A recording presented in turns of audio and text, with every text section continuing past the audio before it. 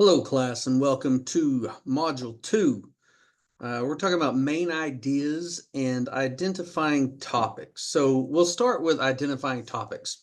When we read a passage, these are two of the things that we want to try to figure out first. So the biggest and broadest part is identifying topics, and that's just, what is this about? As you saw in Miss Hill's introduction to the module, um, it is just, this is something that captures all of what we're talking about, but also not more than what we're talking about. So we can kind of remember it this way. The topic is a general subject. It's not too specific. It's not too broad. It's just right. Like the not three little pigs. It's the three bears, Goldilocks and the three bears. See, knew I'd get that.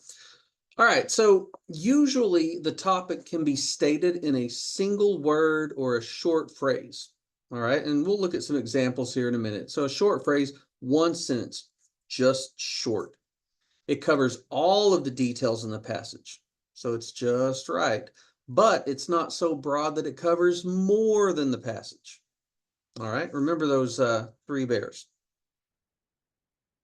All right, so one of the examples that I like to use is, let's say that we read a passage and it talks about penguins.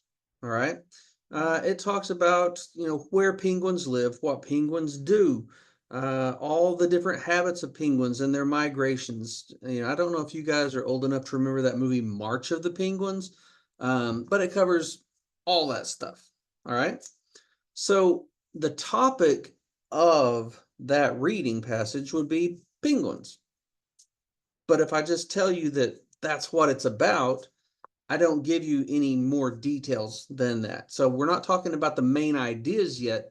We're just talking about the overall topic. But if I said it's about penguins that live in the South Pole and it talks about more than that, then that's too specific. But if I say, oh, it's about animals, well, penguins are animals, obviously, but there's a whole lot of other things that are animals too. So if I just said, oh, it's about animals, that's kind of like, when your mom asks you where you've been and you just say somewhere, and she says, well, who are you with? And you say, somebody. You're not really answering the question. So you want to be specific.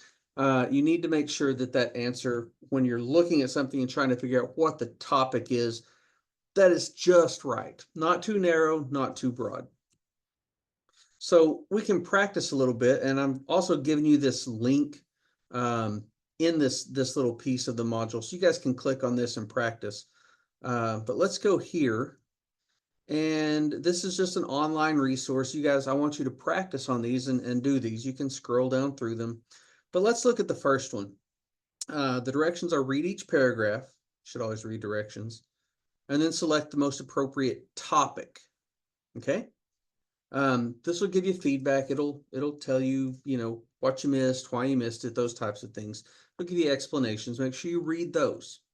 So the first one says, although Benedict Arnold, an American major general during the Revolutionary War, served his country heroically in several early battles, he is now known as a villain whose name is a synonym for traitor. Why did an outstanding officer who fought bravely for independence turn his back on America in 1780 and plot to sell the fort at West Point to the British? Several factors led Arnold to commit treason. First of all, the ambitious Arnold became bitter about several setbacks to his career. He was passed over for important promotions, and he alienated several of his superiors with his jealous rivalry. He had a huge ego and craved recognition and public admiration, and he believed the Continental Congress had betrayed him by denying him the official honors he had earned. Arnold was also devoted to his own financial self-interest. He tried to increase his income through legal and illegal means, including inappropriate use of his position to engage in trade. Therefore, when the British promised him $20,000 along with rewards of rank and honor in exchange for West Point, which was under his command, he managed to convince himself that America would be better off under English rule and switched his loyalty in exchange for his own personal gain. All right, so we just read that. What was the topic? So if we look at A, Benedict Arnold's service in the Revolutionary Army. Okay, that was in there. It did talk about that. B is Benedict Arnold's greed. Okay, it talked about that too.